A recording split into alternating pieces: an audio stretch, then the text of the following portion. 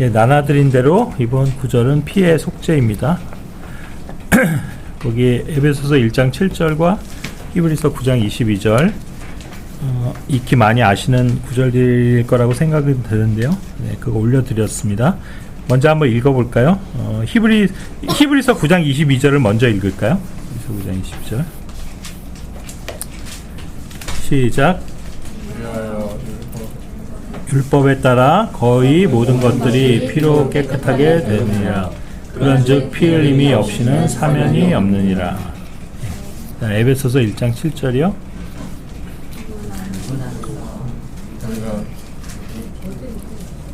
시작. 그분 안에서 우리가 그분의 피를 통하여 무속고 죄의 용서를 받았으니 이는 그분의 은혜의 부요함에 따른 것이라. 예. 피의 속죄라고 제목이 되어 있고요. 그래서 영어로는 이제 blood atonement라고 되어 있습니다. atonement는 이제 지금 속죄라고 이렇게 번역을 했습니다. 뭐 아마도 실제로 사전을 찾아보면 그 이제 뭐 기독교 안에서 또는 뭐 신학적으로 해서 이제 속죄라고 이렇게 실제로 돼 있을 겁니다. 이제 속죄라는 말이 뜻이 뭐예요? 그러니까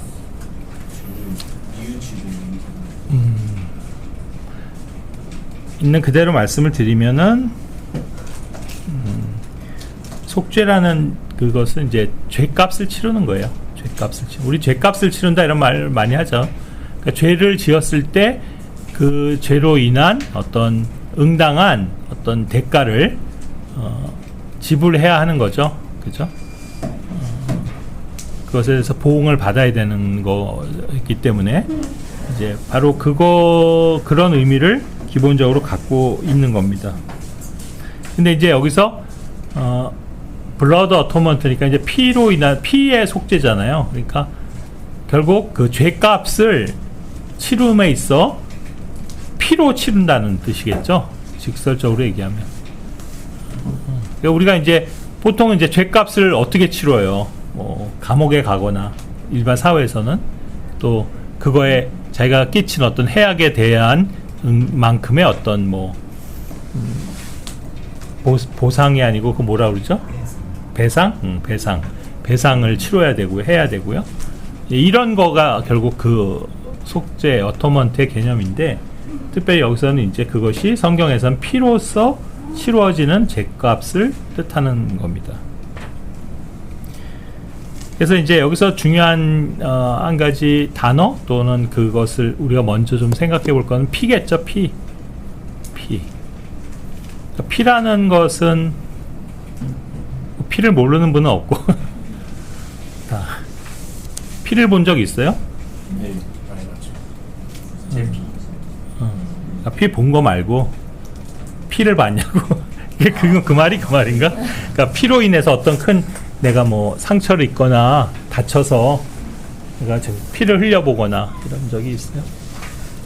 아니 뭐 내가 아니더라도 이제 피 흘린 사람들 뭐 이렇게 막 우리 뭐 큰 그런 어떤 사건 현장에 가면 막 피가 막 튀어 있고 막 했잖아요. 그런 뭐 살인 사건이라든가 그런 현장에 가면 그런 경험이 있으세요? 혹시 있으신 분 피를 그러니까 그냥 뭐 이렇게 뭐 그냥 나 뭐 손가락 좀 베서 나 피 뚝뚝 뭐 그런 거 뭐 그래서 밴드 바르고 이런 정도 말고 우리 뭐라고 그러죠? 피가 진짜 흥건히 막 이렇게 낭자한 그런 상황을 직접 이렇게 목격하신 분이 있으세요? 네, 있습니다. 송이 있어?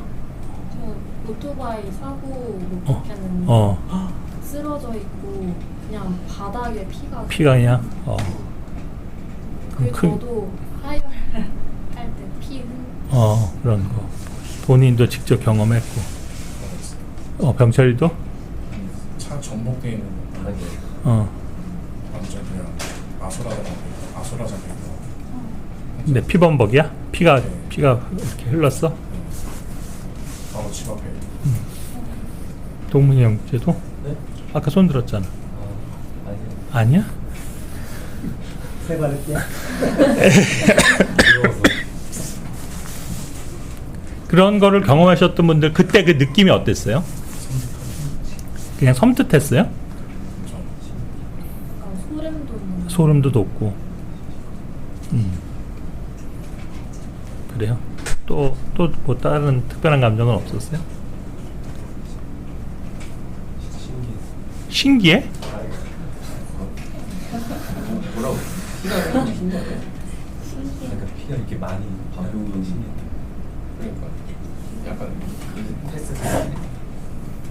그러니까 이제 피를 보게 되면은 그 여러 가지 그런 뭐 느낌들이 들 수 있긴 한 것 같은데 어쨌든 좋은 느낌은 아니잖아요. 그래서 기분 좋거나 그러지 않죠. 피를 봐서 기분 좋으면 좀 이상한 사람 거고, 그죠? 그건 정말 좀 뭔가 문제가 있는 걸 텐데. 왜 그러냐면 이 피를 보게 되면 기본적으로 그 굉장히 그 아까 뭐 소름 끼친다는 표현을 했지만 그 피를 봄으로써 이 내 피가 이렇게 끓는 듯한 느낌을 받는 경우들이 있거든요. 그게 왜 그러냐면 그게 피가 가진 어떤 그 뭔가 굉장한 강렬함이 있어요. 그래서 그 왜 혈투라는 말을 쓰잖아요. 피를 보는 싸움을 보게 되면 그 사람들이 흥분을 해요. 되게. 그러니까 이렇게 좀 광적으로 변하지. 그러니까 운동 시합에서도요. 여러분이 뭐 그런 막 격투기 같은 거 있잖아. UFC나 막 이런 데서 막 그런 거에 굉장히 그 심취하는 사람들이 그게 왜 막 어떤 쾌감이라 그럴까? 뭔가 그런 것을 주냐면 그게 꼭 쾌감은 아닌데, 그러니까 별로 좋은 쾌감은 아닌데 그 사람들로 하여금 막 흥분을 시키는 그런 게 있대요. 그래서 특별히 그런 거를 현장에서 보면 막 피가 끓는 거야. 모든 사람들이 막 피 터지고 막 피가 막 튀고 막 이걸 보면 이렇게 속된 말로 사람들 눈이 돌아간대. 그런 작용을 해요. 피가 실제로. 왜 그럴까? 보면 그런 어떤 피에는 굉장한 강렬함이 있고, 그 다음에 또 한 가지 느낌은 보통 뭐냐면 그렇게 피 보면요 굉장히 역하다고 그래야 되나?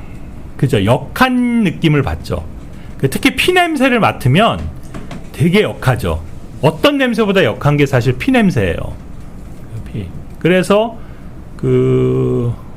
뭔가 굉장히 불쾌하지. 그러니까 기분이 좋아하는 게 아니고 완전 정반대로 피를 보면 되게 뭔가 그런 섬뜩하고 그 다음에 아주 불쾌하고 뭔가 한 그런 느낌을 피에서 받는 거예요.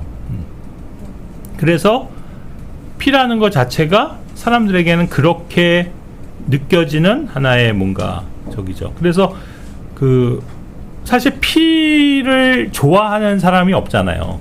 피 흘리는 현장이나 이런 거에서 그걸 막 즐겁게 막 바라보고 있고 그런 상황을 즐길 수 있는 사람은 별로 없잖아요. 그죠? 그렇지 않겠어요? 그래서 이제 저도 시체를 본 적이 있는데 그 시체에서 이렇게 피가 흘러나와서, 근데 이제 피만 나오는 게 아니고 사람 시체는 물이 나와요. 막 진액 같은 이상한 막 그런 게 나와서 막 냄새도 역할 뿐만 아니라 이렇게 보기에도 되게 막 흉측하고 그래갖고 막 아주 뭐랄까 속이 불편해지죠.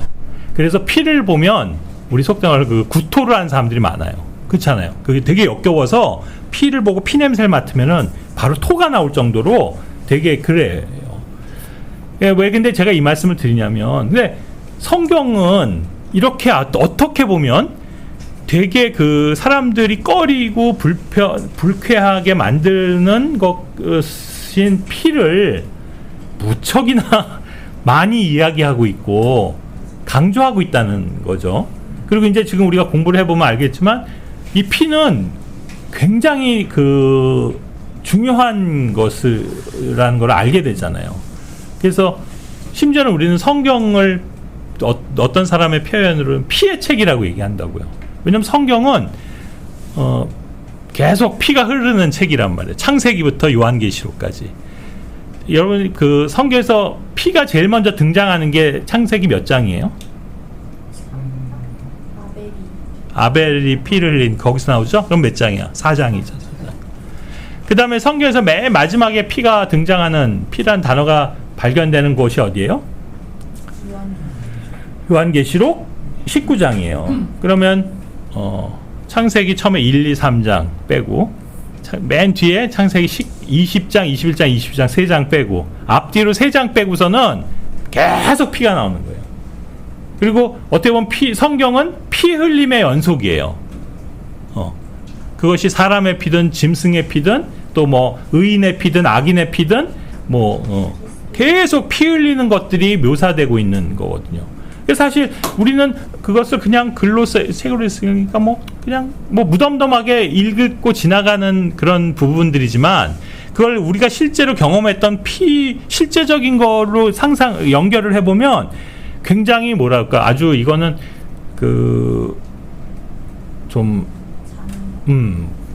그죠? 뭔가 특별한 감정이 들 수밖에 없는 단어예요. 피라는 것이. 그런 것을 먼저 좀 생각을 안 할 수가 없죠. 피라는 것이. 그래서 그런데 왜 성경은 하나님은 이 피를 그렇게 중시하시는 것일까? 이 생각을 먼저 한번 해보게 되는 거죠. 피라는 것은. 피.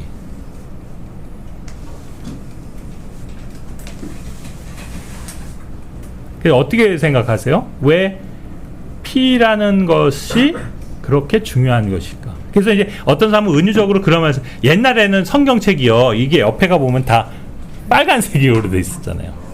그게 그 그리스도의 피를 나타내는 그래서 그 성경을 빨갛게 그렇게 돼 있다 이렇게 표현하는 사람도 있고.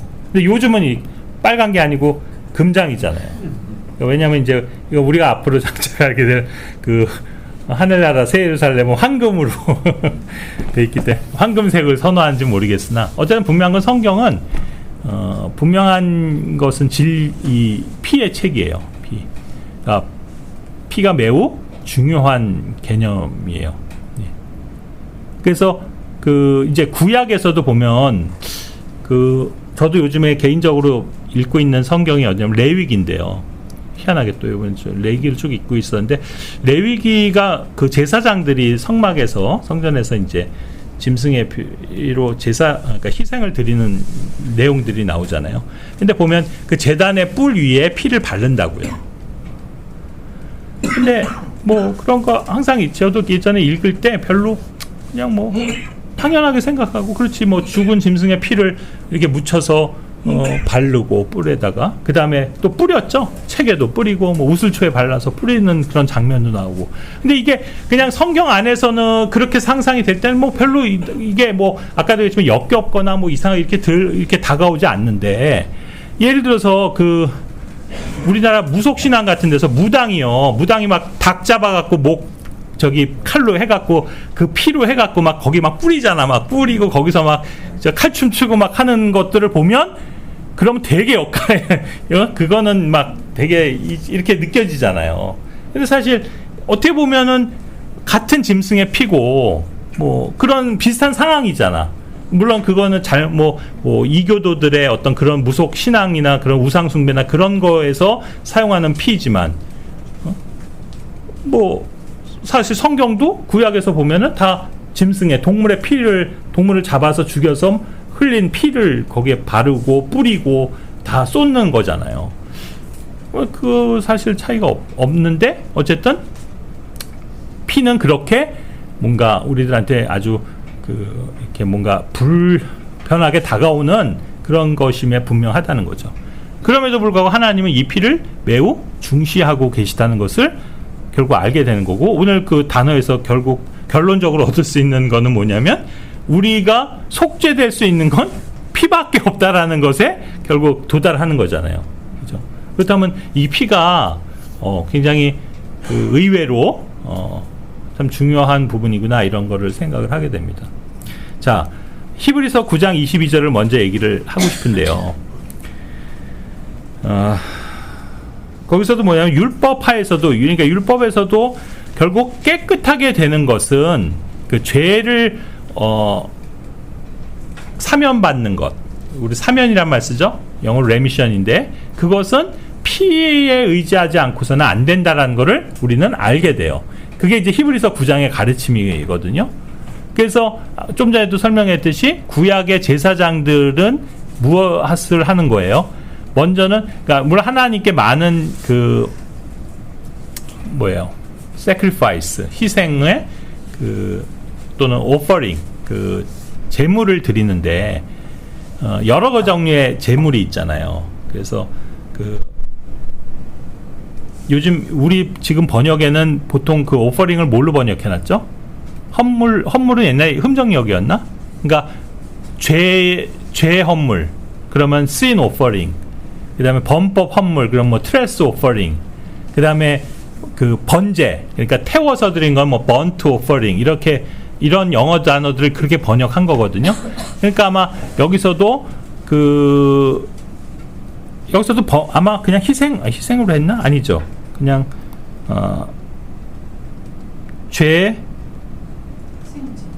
희생제물이라고 했어요. 그냥 죄 헌물이라고 안 났나? 죄 희생? 아닌데? 죄 제물? 제물이라고 그랬구나. 그냥 표준역은 제물. 옛날 이제 흠정역이 익숙하다 보니까. 그러니까 sin offering 그러면 죄 옛날 헌물, 또 지금 죄 제물이에요. 죄 제물. 그다음에 뭐 트레스패스 오퍼링 그러면은 범법, 옛날 범죄로 인한 뭐 제물, 이렇게 한단 말이에요. 그래서 어쨌든 백성들이 죄를 짓게 되면 짐승을 가지고 나아가야 했고, 그것이 뭐죠? 양이든 염소든 이런 걸 가지고 비둘기든 이런 걸 갖고 나갔어야 했고, 그것을 반드시 제사장은 어떻게 해야 했던 거예요? 죽여서 그 피를 흘려야만 했던 거예요. 그래야만 죄의 용서가 됐던 거죠. 이것은 결국 예표잖아요. 예표. 뭐에 대한 예표예요?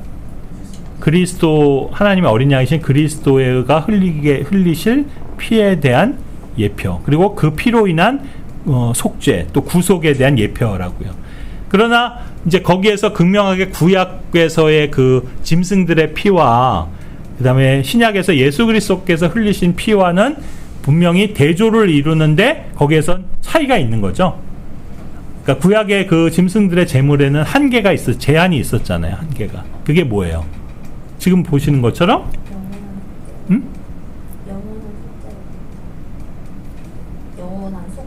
영원한 속죄가 안 된 거죠. 영원하다는 의미가 뭐예요?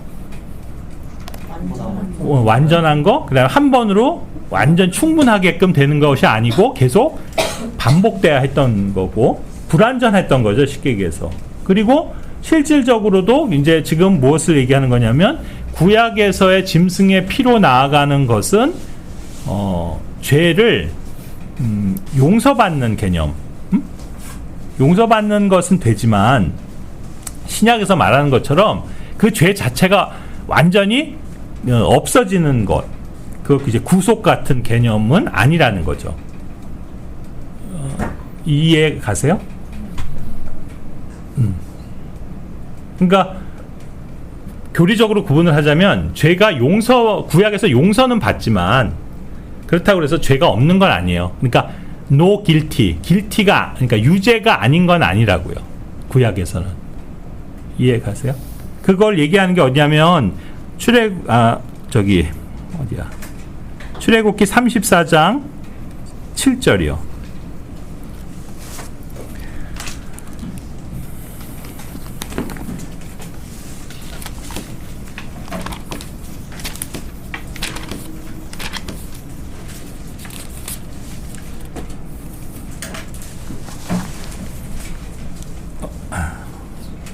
그러면 한번 읽어봅시다. 출애굽기 34장 7절.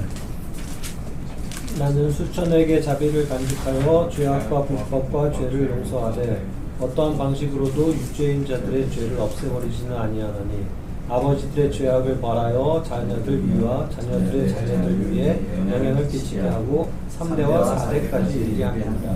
그러니까 구약 시대, 특별히 율법 시대 경륜은 뭐냐면 누군가가 죄가 있으면 유죄로 확정된 죄인이면 그 죄가 계속 영향을 미친다는 거예요. 심지어는 3대까지도, 그러니까 그 자식대에 이르기까지도 그 죄가 계속 이어진다, 남아있다라는 걸 말하는 거예요. 그럼에도 불구하고 내가 그러니까 하나님이 앞에서 뭐라고 그랬어요? 내가 자비를 베풀어서 그들의 그 불법과 죄들을 용서는 한다는 거예요. 용서는 하겠지만 거기 보시면 유죄인 채 그것이 죄들이 없어지진 않는다 이렇게 얘기하고 있잖아요. By no means 뭐예요? No guilty. 유죄가 아닌 건 아니라는 거예요. 이 차이를 아시겠어요? 하나님 죄는 그래 용서해 주는 거야. 그러나 죄가 완전히 없어진 건 아니라는 거예요. 근데 이제 이게 나중에 보면 우리 신약의 개념에서는 그냥 단순히 죄를 용서받은 게 아니에요. 물론 용서도 받은 거죠. 그렇지만 우리는 죄를 구속받은 거예요. 구속. 또 오늘 주제로 얘기하면 속죄받은 거라고요. 속죄. 자, 그 차이가 이제 결국 구약 시대 동물이 흘린 피와 예수님의 흘린 그 피의 차이예요. 그러니까 동물의 피는 제한적으로 아까 주신 제사장을 통해서 피를 흘림으로써 그 짐승의 피로 대신해서 사실은 사람이 자기가 피값을 치러야 될 그 죄의 형벌을 그 엄하게도 동물에게 전가함으로써 동물이 그 값을 치른 거잖아요. 그래서 동물이 피를 흘리고 죽은 거지만 그걸 통해서 하나님께서는 사람의 죄를 용서하신 거예요. 그렇죠? 맞죠?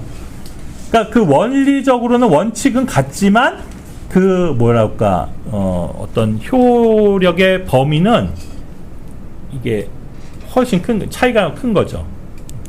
그래서 이제 사실은 이것이 하나님께서는 죄를 뭐 용서를 하시던 그다음에 더 나아가서 이제 신약처럼 예수 그리스도의 피를 통해서 완전한 구속에까지도 이르게 하시는 이것에 있어서 공통적인 것은 뭐냐면 반드시 피를 통해서만이 가능하다는 거는 변함이 없는 거예요. 구약이나 신약이나. 그리고 심지어는 율법이 주어진 그 율법하에서의 피의 속죄 이 개념에만 국한된 건 아니에요. 어디까지 사실은 율법이 시작돼 즉 모세가 율법을 주기 전에도 이미 이런 개념 뭐예요? 피로써 하나님께서 그 죄를 간과해 용서해 주시는 그런 원리는 이미 작동하고 있었던 거예요. 그게 최초의 사건이 뭐예요? 여러분 기억하시겠죠?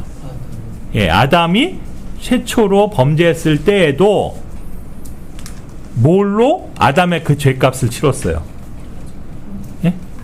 가죽 옷이 등장하잖아요. 그 가죽 옷이란 건 누구의 가죽이에요? 그래서 어떤 짐승 거기에 정확하게 표현되어 있지 않지만 분명 짐승의 가죽이죠. 그래서 우리는 그 짐승도 분명히 양일 거다라고 추측할 수 있고 그 추측은 틀리지 않겠죠. 왜냐하면 그거는 하나님의 일관된 어떤 그 예표하는 것을 볼 때 거기에 양이라고 돼 있지는 않지만 그냥 가죽옷이라고 했을 때 그 가죽옷은 분명히 짐승의 가죽이니까 뭐 사람의 가죽은 아니잖아요. 짐승의 가죽이니까 그것은 어떤 짐승이 그 가죽 옷을 입히기 위해서는 희생을 했어야 했고 그 가죽이 벗겨졌다는 건 뭐냐면 어떤 짐승이 죽고 피를 흘렸다는 것을 의미하는 거죠. 그래서 이미 거기에 피가 흘려져야 하는 그 원칙이 이미 들어가 있는 거예요. 그래서 이제 우리는 아담의 그 죄에 대한 결과도 그렇게 좀 이제 연관을 해서 생각을 해볼 수 있는데요. 아담은 그 최초의 범죄로 인해서 하나님 앞에서 분명히 죄를 진 거잖아요. 그러면 죄값을 치러야 되는 거죠. 그 원래 죄값은 뭐예요? 죽는 거죠. 누가? 본인이. 아담이 죽어야 되는 거잖아요. 실제로 하나님이 그렇게 경고하셨었잖아요. 먹는 날엔 내가 반드시 죽으리라. 그럼 죽었어야 했잖아요. 근데 안 죽었잖아요. 범죄했는데도. 왜 안 죽은 거예요?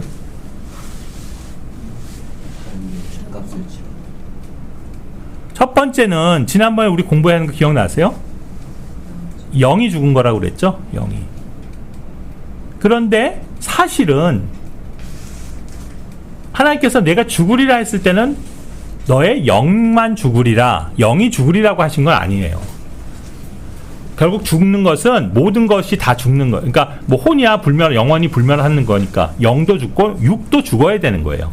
그래서 원래 육이 죽어야 했던 거예요. 아담도. 근데 안 죽었잖아 그날. 육은, 육체는. 왜 그랬을까요?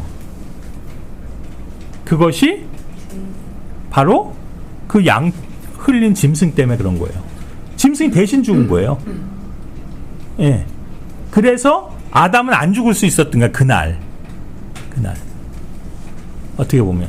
그러니까 육체의 죽음은 모면한 거죠. 아담이. 그러나 영까지도 안 죽을 수는 없었던 거예요. 영의 죽음을 모면할 수는 없었던 거죠. 이게 왜 의미가 있는 말이냐면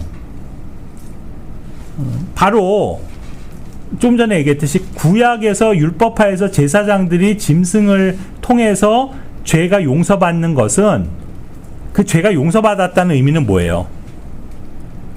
그 그러니까 구약의 이스라엘 백성이 죄를 졌을 때 원래는 그 죄로 자기가 죽임을 당해야 되잖아. 죽어야 되는데 대신 애매한 짐승을 죽임으로써, 짐승의 피를 흘림으로써 자기는 죽지 않아도 된 거죠. 그러니까 육체는 구원을 받은 거예요. 이스라엘 백성이 짐승의 피로. 그러나 그의 영까지 구원받는 건 아닌 거예요. 구약의 이스라엘 백성은. 그죠? 영까지는. 영까지, 그러니까 완전히 깨끗해진 건 아니라고요. 그거를 히브리서는 어떻게 표현하고 있냐면 바로 그의 양심까지 깨끗해지는 거지 않는 거다라고 설명하는 거예요. 그런데 우리의 더럽혀진 양심까지도 깨끗하게 한다. 다시 말하자면 우리의 영까지도 깨끗하게 만드는 피는 뭐예요? 예수 그리스도의 피인 거예요. 짐승의 피는 그것까지는 불가능한 거예요. 이해가 가세요? 그래서 보시면 미리 히브리서 거의 9장 한번 가보실래요?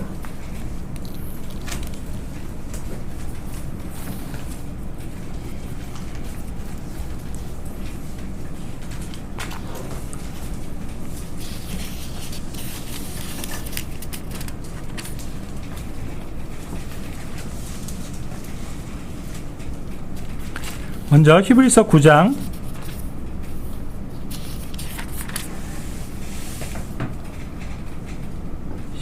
13절. 그런즉 만일 수소들의 피와 염소들의 피와 암송아지의 제들을 불결한 자들에게 뿌림으로써 육신의 정화에 이르도록 성별한다면, 성결하게 구별한다면, 그죠? 이건 뭐냐면 구약의 그 짐승들의 피를 가지고서는 그걸 뿌림으로써 육신은 정화시킬 수 있었다는 거예요. 그런데 14절 보세요. 하물며 영존하시는 성령을 통하여 자신을 흠없이 하나님께 바치신 그리스도의 피는 죽은 행위들에서 너의 양심을 깨끗이 씻어내어 얼마나 더 살아계신 하나님을 섬기도록 하겠느냐. 이 번역이 좀 완전 새로워서 좀 약간 익숙하지 않지만 무슨 말이에요? 13절에서 짐승의 피는 육신은 깨끗하게 했지만 그것으로까지밖에 못하지만 14절에 예수 그리스도의 피는 우리들을 죽은 행위로부터 우리의 양심까지도 깨끗하게 해서 우리가 살아계신 하나님을 섬길 수 있도록 해준다 이 말이에요. 그러니까 양심까지도 깨끗해질 수 있는 거예요. 뭐는요? 그리스도의 피는. 이게 구약의 짐승의 피와 그거의 피의 차이인 거예요. 그러니까 비록 율법 시대는 아니었지만 율법 이전에 아까 했지만 창세기에 등장한 그 아담을 위해서 대신해서 죽임을 당한 그 양도, 그 짐승도 그것이 아담의 어떻게 보면 육체적인 구원은 가져왔지만, 예? 그러니까 당장 육체가 죽지는 않게 했지만 그의 영이 죽는 것까지를 그가 커버해 줄 수는 없었던 거예요. 왜냐하면 그건 짐승의 피니까. 그러니까 이거는 어떤 경륜 하에서든 인간의 죄를 단순히 용서받거나 또 그 육체가 멸망당하는, 그러니까 죽임을 당하는 것으로부터는 건져줄 수 있을지 몰라도 그 영까지도 완전하게 해주는 그런 의미의 구원은 갖다 줄 수 없다는 거예요. 짐승의 피로는. 그건 오직 예수 그리스도의 피로만 가능하다. 그걸 말하는 거죠. 거기 히브리서 10장 4절도 보세요. 어느 분이 한번 읽어보실래요? 히브리서 10장 4절. 이는 수소들의 다 같이 읽으세요. 이는 수소들의 피와 염소들의 피가 죄를 제거하는 것이 불가능하기 때문이다. 구약의 그 짐승의 피는 뭐가 불가능하다고요? 죄들을 제거하는 죄들을 용서하는 게 불가능하다고 한 게 아니라 용서는 가능한데 제거는 불가능해요. 여기 제거가 영어로 어떻게 돼 있어요? 테이크어웨이인가? 테이크어웨이. 테이크어웨이가 뭐야? 완전히 가져가서 치워버리는 거잖아요. 테이크 아웃. 아웃은 이제 바깥으로 하는 거고. 우리 그죠? 테이크아웃. 우리가 지금 하는 매장들 테이크아웃 매장에 두부 사가는 거죠. 커피도 테이크아웃이 매장에서 안 먹고 사가는 거잖아요. 그건 테이크아웃이고, 그러니까 매장 바깥으로 갖고 가는 거고, 비슷한 뜻이에요. 테이크어웨이도 어웨이니까 어디 먼 데로 치워버리는 거잖아요. 테이크어웨이 하는 거예요. 그러니까 더 이상 죄가 여기 남아있지 않은 거예요. 이 죄를 다른 데로 다 치워버리는 거죠. 그것까지는 불가능하다는 거예요. 뭐가? 짐승의 피로는. 근데 뭐는 가능해요? 이것까지 가능한 건 뭐예요? 예수님의 피죠. 그래서 예수님은 하나님의 어린 양으로 비유되는데 요한복음 1장 29절에서 뭐라고 했어요? 보라, 세상 죄를 뭐 하는? 제거하는 하나님의 어린 양이로다. 요한이 그랬잖아요. 예수님을. 거기서 뭐예요? 세상 죄를 뭐 하는? 제거하는. 그 제거가 거의 뭐예요? 영어로? 네? 똑같잖아요. 테이크어웨이잖아요. 죄 자체를 치워버린 거예요. 그거는 예수 그리스도의 피로만 가능한 거예요. 네. 이해 가세요? 그러니까 구약에서의 짐승의 피는 제한적인 거예요. 용서는까지는 하나님 갖고 와서, 그래서 원래는 당장 죽어야 되는데, 왜냐면 하나님의 원칙은 그거예요. 죄 지은 자에게는 반드시 피를 물은다는 거예요. 피값을 치르게 한다는 거예요. 그래서 구약에는 율법화에서는 그런 표현이 많이 나오잖아요. 그에게로 피를 돌리리라. 그의 피를. 그게 무슨 말이에요? 죄 지은 사람, 그 사람에게 책임을 묻겠는데 그 죄에 대한 책임을 묻는 거가 단순히 뭐 말로 추궁하고 그 다음에 뭐 좀 야 쟤 몇 대 때려서 내보내, 그게 아니고 반드시 죽음으로 갚게끔 만든다는 거예요. 그것을 다르게 표현한 게 뭐예요? 피라는 거예요. 왜냐? 피는 생명과 직결되어 있는 거기 때문에 그래요. 그게 바로 레위기 17장 11절의 선언 아니에요. 생명은 어디에 있어요? 생명은 피에 있어요. 그러니까 피를 돌린다, 피를 물게 한다 라는 건 무슨 말이에요? 생명을 빼앗겠다 그 말이에요. 생명으로 값을 치르는 거예요. 그러니까 피는 생명하고 연결되는 거예요. 그러니까 육체의 생명은 피에 있다는 것은 매우 중요한, 그래서 하나님이 세워놓으신 원칙이에요. 진리라고요. 왜 이것이 중요하냐?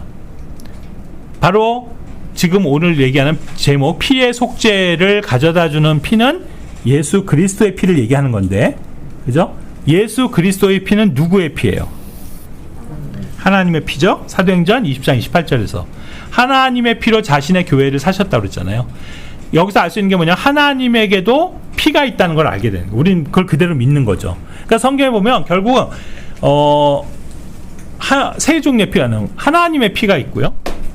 물론 이제 그리스도의 피라는 표현도 나오죠. 근데 그리스도가 하나님이시니까 결국 하나님의 피가 있고 사람의 피가 있고 짐승의 피가 있는 거예요. 지금 마귀에게도 피가 있을까요? 없어요? 있어요? 좋은. 지금 순간 저도 생각이 나서 이거 세 가지라고 얘기하다 보니까 마귀의 피라는 표현은 없죠, 성경에. 사탄의 피, 마귀의 피 이런 게 나오나? 안 나올 거야 아마. 그러니까 모르겠어요. 이거는 뭐 지금 자꾸 한번 숙제를 한번 한번 연구를 해보세요. 과연 마귀가 피가 있을까요? 아 그래? 뱀도 피가 있어. 뱀도 피가 있어? 피 있어? 뱀 쪽에만 피 나오나? 당연한 소유는 좀 있잖아.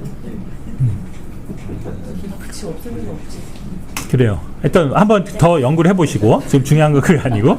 자, 어쨌든 분명 하나님의 피가 있고 사람의 피가 그 짐승의 피가 있는데, 자, 우리에게 아까도 얘기했지만 완전한 구속을 갖다 준, 그러니까 단순히 죄를 용서만 해주는 정도가 아니고 그 죄를 치워버릴 수 있게끔까지 해주는 피는 오직 하나님의 피로만 가능했다는 거고, 그 하나님의 피를 지니신 분이 그리스도신데 그리스도께서 십자가에서 흘리시고 우리를 위해서 몸에서 다 쏟아내신 게 바로 그 피잖아요. 그게 하나님의 피란 말이에요. 근데 피에는 뭐가 있다고요? 생명이 있잖아요. 그러니까 그것이 하나님의 피라는 의미는 뭐냐면 하나님의 생명이라는 거예요. 그러니까 그리스도께는 하나님의 생명이 있는 거예요. 그죠? 예수 그리스도께는 하나님의 생명이 있는 거고, 그 생명을, 그러니까 그 피를 우리를 위해서 흘려주신 거잖아요.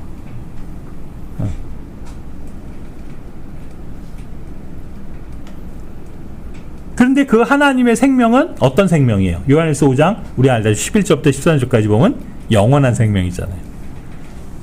그러니까 하나님의 피는 영원한 피예요. 영원한 생명이잖아요.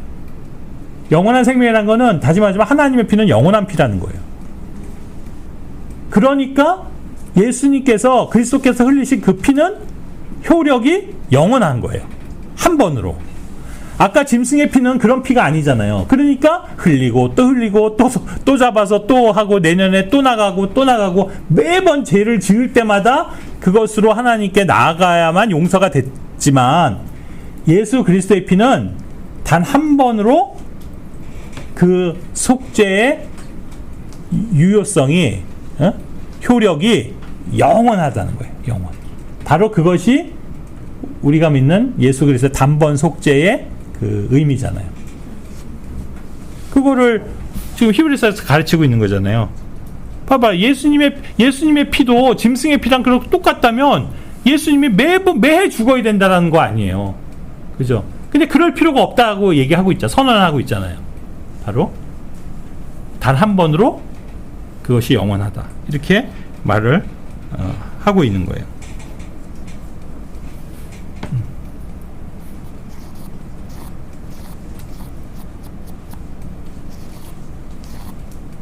그래서 피에 생명이 있고 결국 피는 그래서 생명이고, 그러니 그리스도께서 흘려주신 피는 하나님의 피니까 그것에는 하나님의 생명이 있는 거고, 그리고 하나님의 생명은 영원한 거니까 그 피의 효력도 영원하다.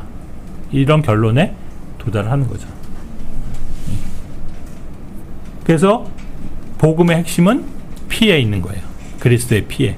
물론 우리가 그리스도의 십자가, 또 그리스도가 고난받으심, 그분이 뭐 죽으신 것, 무덤에 묻힌 것, 부활하신 것, 이 모든 것들이 다 얘기돼야 되는 복음의 내용들이지만 여기서 아주 핵심적인 것을 빠뜨리지 말아야 되는데, 그거는 뭐냐면 결국 우리를 구원해 주는 거는 예수 그리스도의 피인 거예요. 피.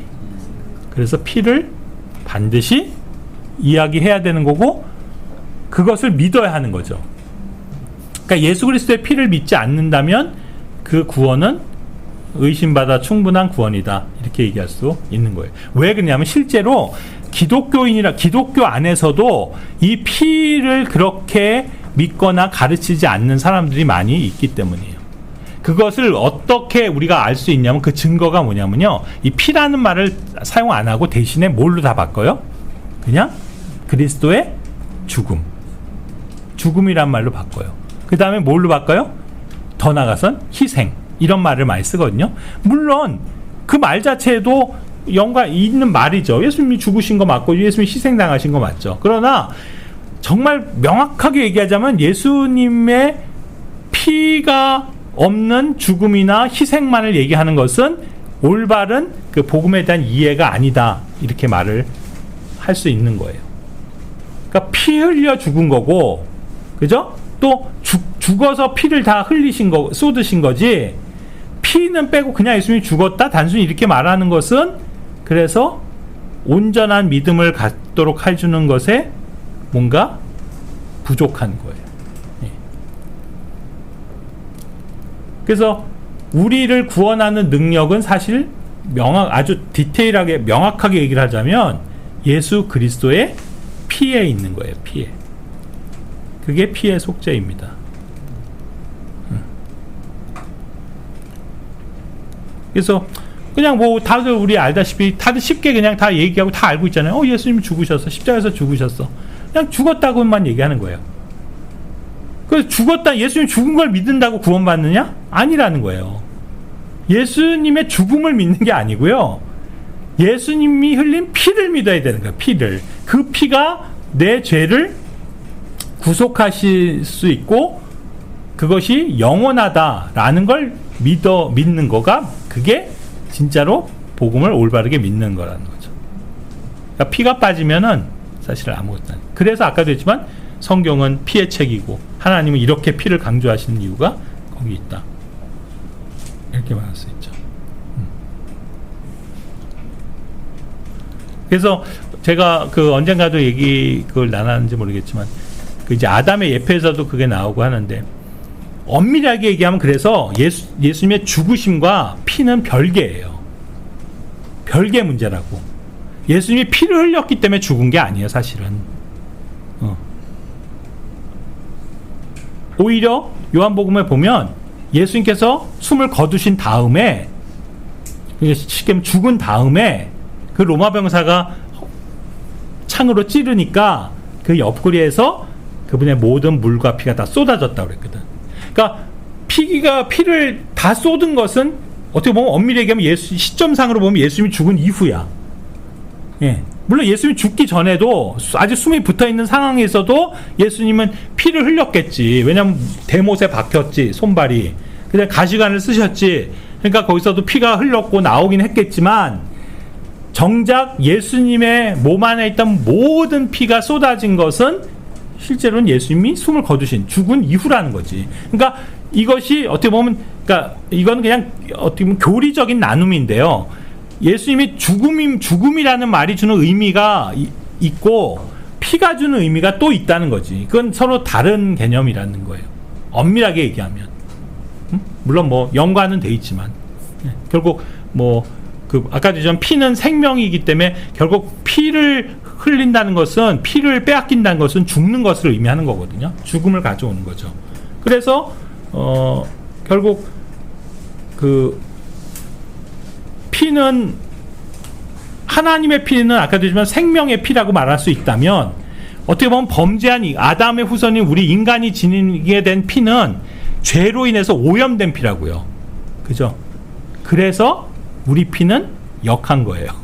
아까도 얘기했지만 냄새가 역하고 그 피를 보면 불쾌해지고, 그게 왜 그러냐면 우리 인간의 피는 쉽게 얘기해서 죄 있는 피기 때문에 그런 거예요. 죄 있는 피. 그죠? 근데 아마도 예수님이 흘리신 피는 그렇지 않았을 거예요. 왜? 물리적으로 볼 때도 죄가 없는 피기 때문에. 물론 붉은 피였겠죠.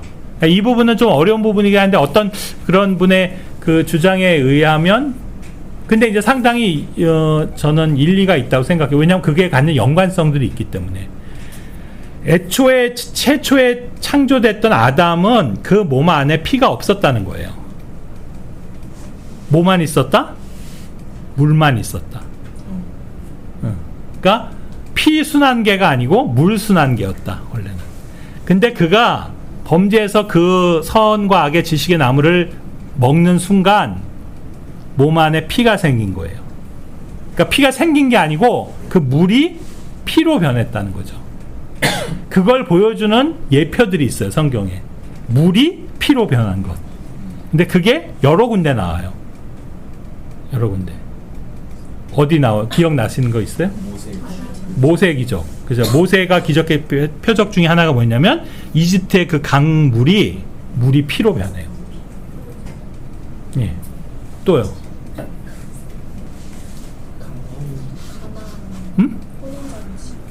그거는 피로 변한 건 아니죠. 포도주로 변한 거니까. 근데 원래 성경에서 포도주가 피를 예표하는 거니까요. 그건 예표예요. 그것도 아마 그 물이 피로 변하는 그 기적이 예수님이 행하신 첫 번째 기적이거든요. 그것이 주는 여러 가지 의미 중에 깊은 의미가 있다면 바로 예수님의 이 피의 그것을 보여주는 거라고 생각이 돼요. 그것도. 맞아요. 그것도 그런 사건이 있었죠. 그 다음에 또 어디 나오냐면 요한계시록 16장인가 가보면 환란 시대 때 또 역시 물이 피로 변해요. 그런 사건이 벌어질 거예요. 이처럼 분명히 성경에서는 물이 피로 바뀌는 것들이 있거든요. 근데 이게 정말 물과 피는 다른 거예요. 그런데 요한일서에 보면 물과 성령님과 물과 피 이것은 다 하나 안에서 일치되느니라 그랬거든요. 그러니까 원래 사람은 어떤 존재냐면 그 사람의 육을 표현할 때 그것은 처음에는 물과 피였어요. 예. 근데 이게 이제 변하잖아요. 그래서 성경에서 뭐냐면 사도 바울이 뭐라고 그랬죠? 고린도서 15장 같은 데서 하나님의 왕국은 뭐예요? 살과 피는 하나님의 왕국을 상속받지 못한다 했어요. 혈과 육은. 그래서 혈과 육이라는 말이 나오고요. 한자로 얘기하면 뭐예요 그게? The blood and the flesh예요. 피와 살이에요. 그러니까 피와 살을 가진 채로는 뭐예요? 하늘나라에 들어갈 수 없다 이 말이에요. 쉽게 얘기하면 하늘 왕국, 하나님의 왕국에는 피와 살을 가진 채로는 갈 수 없다는 거예요. 그런데 기억나시는지 모르겠는데 예수님께서 부활하셨잖아요. 도마가 의심했죠. 내가 그거 만져보고 이렇게 하기 전에는 부활했던 모르겠어. 근데 나중에 도마 앞에 나타나셨잖아요. 그러면서 뭐랬어? 만져봐라. 그러면서 뭐랬어요? 사람은 영은 뼈와 살은 없으되 그랬죠? 인자는 나는 있느니라 그랬잖아요. 그래서 뼈와 살을 확인시켜 주셨거든요. 근데 그때는 그러니까 피와 살이라고 얘기를 하지 않으셨어요. 뼈와 살이라고 그랬거든요. 근데 이거는 공통적이에요.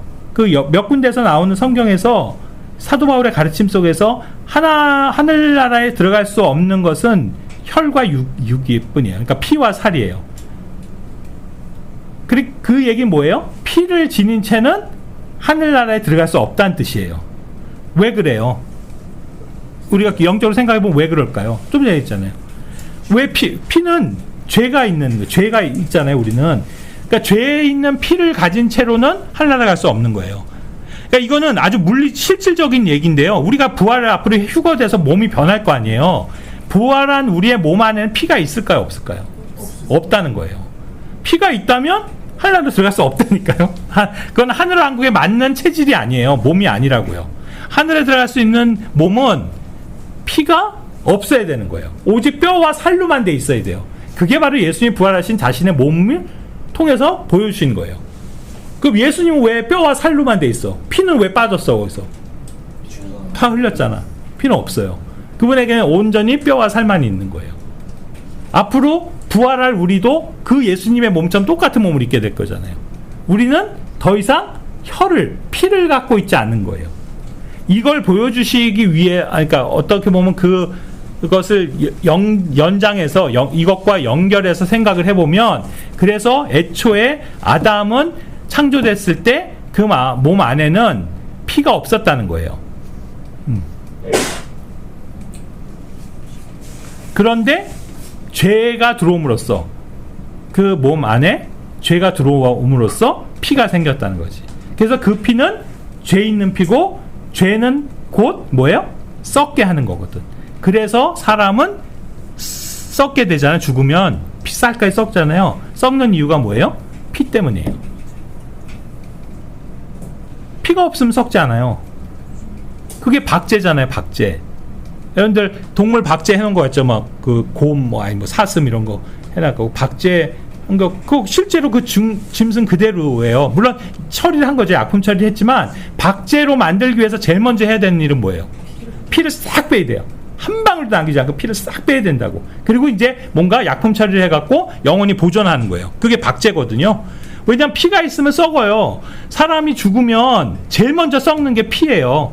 그래서 시체가 아까 제가 그 표현을 했잖아요. 시체가 썩는 냄새가 피가 썩는 냄새라고. 그래서 역한 거예요. 역겨운 거예요, 그게. 예. 제가 그 경험을 아까 저 개인적으로 했다고 그랬잖아요. 제 처 조카가 한 꽤 됐지. 이제는 10년 넘었죠. 자살을 했어요.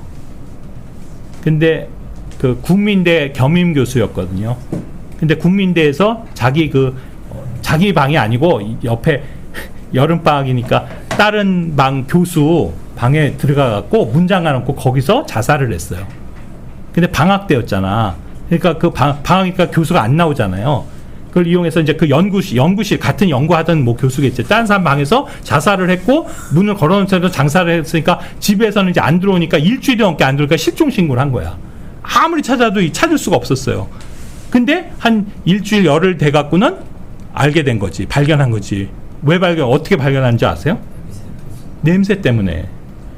그 국민대 그 무슨 관인지 모르겠는데 그 이제 교수 있는 방에 학생들이 민원을 넣은 거야.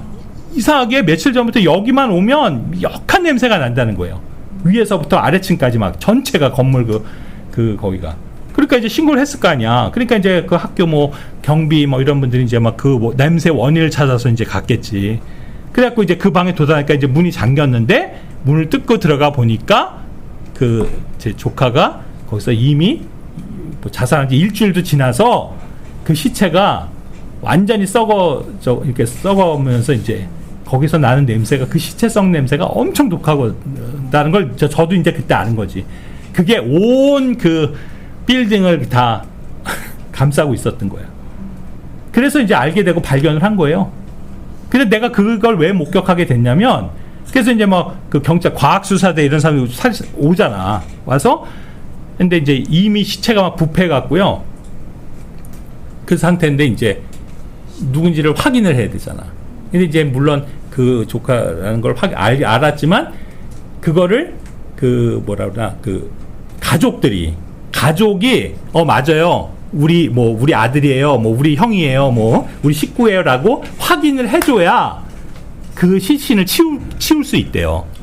그러니까 그렇게 된 이 절차가 그런가 봐. 그러니까 일단 확인을 해야 되는 거야. 그래갖고 우리 가족들한테 연락을 해왔잖아요. 근데 그 연락이 나한테까지 온 거야. 그래갖고 이제 제가 그때 우리 성산동에 있을 텐데 홈스쿨 할 때. 근데 제가 그래서 국민대로 갔지. 차 타고 갔는데 내가 제일 먼저 도착한 거야. 공교롭게 연락이 제일 먼저 받아갖고 몰라 거리가 제일 가까워서 그랬는지 모르겠지만 제일 먼저 현장에 도착한 거예요. 아, 내가 먼저 도착한 거 아니고 나보다 조금 먼저 내 윗동서. 그러니까 우리 그 처형의 남편 되시는 분이 먼저 도착을 한 거야. 그러니까 딱 갔더니 이제 와 계시더라고. 그래서 이제 둘만 있고 아직은 안 왔어. 더 그 진짜 가족인 부모나 또 그 형이나 이런 아직 안 왔고, 어떻게 보면 우리가 뭐야? 이모부지, 이모부. 아, 고모부들만 와 있는 상태가 된 거지. 근데 경찰이 우리한테 의뢰를 하는 거야. 올라가서 확인을 좀 해주셔야 되겠대. 그러니까 우리 윗동서가 막 손살을 치면서 자기는 못 간대, 못 본대, 자기는. 그러면서 나보러 가라는 거야. 그럼 내 등을 막 떠밀더라고요. 그래서 나 어쩔 수 없이 올라간 거야, 나는 혼자. 같이 경찰당. 그래갖고 이제 내가 확인을 한 거죠. 얼굴을 확인하고, 아, 맞아요. 제 조카 맞습니다. 라고 확인을 해줬는데, 그때 제가 그 시체를 처음 본 거예요. 딱 들어갔는데요. 냄새는 진짜 말할 수 없고, 이제 이러고 갔지. 근데 방에 딱 들어갔는데요. 아, 진짜 그냥, 우리 왜 옛날에 막 광우병 파동 나서 한참 할 때 그 영상 틀어서 소들 막 쓰러져 갖고 왜 이렇게 막 이렇게 죽어가는 거 나오잖아요. 정말로 영락 없이 그냥 하나의 그냥 짐승이야. 왜냐하면 일주일이 되니까 불어요. 그래갖고 이렇게 그냥 큰 덩어리, 형체가 이렇게 좀 뭉그러져 있는 그냥 그런 사람 형태인데, 근데 거기서 나도 이제 처음 그거를 경험을 한 건데 뭐냐면, 사람이 죽으니까 그 밑에요. 그 피하고, 그 다음에 물이 엄청 나오더라고. 그 물하고 피하고 섞이니까 이렇게 막 뭔가 무슨 진액같이 찐득한 게 이렇게 바닥에 쫙 있는 거예요. 그렇게 나오고 몸은 이렇게 이제 썩어져 일주일 전이면 벌써 부패가 되잖아요. 그러니까 그냥 그냥 이렇게 왜 우리 병든 소 죽어갈 때 그거나 뭐 이렇게 그 생각하면 돼. 연상하면 딱 그거예요. 그러니까 자, 성경 말씀 틀리지 않아. 사람이 짐승하고 매일 일반이야. 그냥 죽으면 짐승과 같은 존재지 육체는 아무것도 아니더라고. 그 이상도 그 이하도 아니에요. 사람은 뭐 결국 그의 진짜 저기는 혼인데 혼은 이미 떠나갔고 그냥 그 육체만 탁 있는 건데 정말 흉측하기도 하고 무엇보다 냄새나 이 형태가 너무 역겨운 거예요. 그래도 뭐 나는 좀 비위가 좋았나 봐. 그래서 그냥 보고 확인해주고 뭐 그렇게 그런 두려움은 없으니까 그래갖고 이제 확인해줘서 내려왔던 기억이 있거든요. 근데 바로 그거예요. 냄새. 왜? 피 썩는 냄새가 그렇게 독하다는 거지. 그래서 사람이 죽으면 제일 먼저 썩는 게 바로 피다 하는 걸 알게 된 거죠. 예, 피는 썩게 하는 게 있는 거예요. 그래서 하나님의 왕국은 썩을 것은 하나님의 왕국을 상속받지 못하는 거예요. 그래서 피는 하나님의 왕국에 들어갈 수 없는 거예요. 그런 어떻게 보면 되게 세밀한 것까지도 하나님 말씀엔 차이가 있는 거예요. 그러니까 성경에서 뼈와 살이라는 표현이 있고 피와 살이라는 표현이 있는 거예요. 더 이상 우리는 그러니까 이제 부활하게 되면 이 죄 있는 피는 아마 다 쏟아버리고 갈 거고. 그래서 옛날에 그 휴거에 대한 책이 있어요. 랩처라고. 거기에 보면 이제 어떻게 기록을 하고 있냐면 우리가 휴거 만약 되면 우리가 있던 자리에 옷이 그냥 이렇게 있을 거고 내가 이 옷이 이렇게 있을 거고 아마도 피가 다 쏟아져 있을 거다 이렇게 표현하는 것도 제가 읽어본 적이 있어요. 왜냐하면 피가 없는 상태로 변할 거 아니에요. 그러니까 원래 지금 이 몸은 피를 다 쏟고 이 몸이 바뀌는 거니까. 그 마차 타고 하늘로 휴거된 엘리야 피를 쏟고 올라. 엘리야?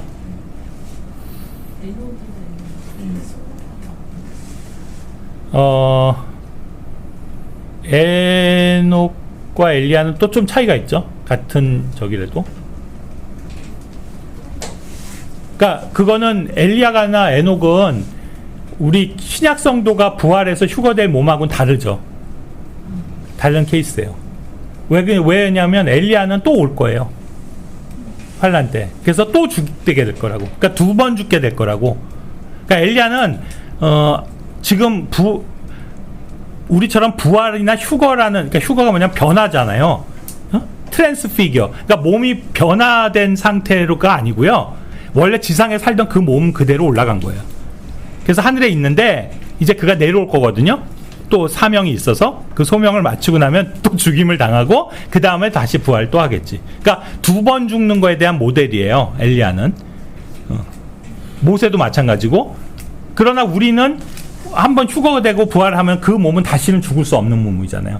그래서 신약 성도가 부활해서 있게 될 몸과 구약 성도나 환란 시대 성도들이 있게 될 변화돼서 있게 될 몸엔 그 차이가 있는 거예요.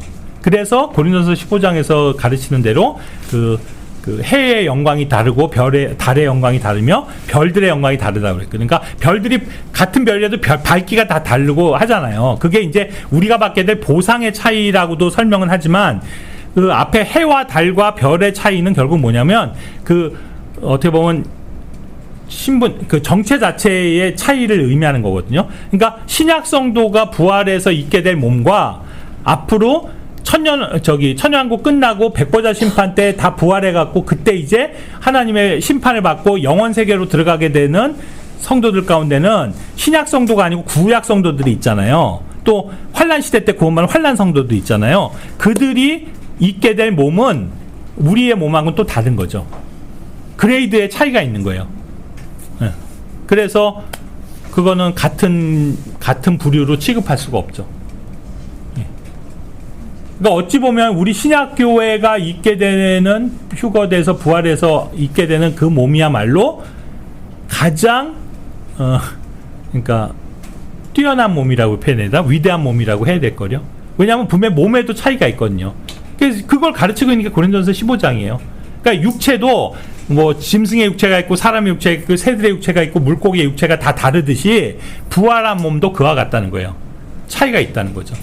그러니까 우리가 가장 높은 그레이드의 육체를 몸을 갖게 될 성도들이라는 이유는 뭐냐면 요한일서 3장 2절에 약속하는 것처럼 우리는 예수 그리스도의 몸을 입게 되기 때문에 예수 그리스도와 똑같은 몸. 그러니까 예수 그리스도의 몸이 가장 훌륭한 위대한 몸이시잖아요. 그래서 이제 그런 차이가 있는 거죠. 그래서 어쨌든 아마도 분명한 것은 부활한 우리 몸은 피를 더 이상 갖고 있지 않을 거다. 그건 당연하죠. 왜냐? 이 죄 있는 피를 가지고서는 우리가 하나님 나라에 살 수 없고 들어갈 수 없거든요. 그러니까 그 피는 다 없는 상태로 다시금 우리는 부활할 것이다. 이렇게 기도하겠습니다.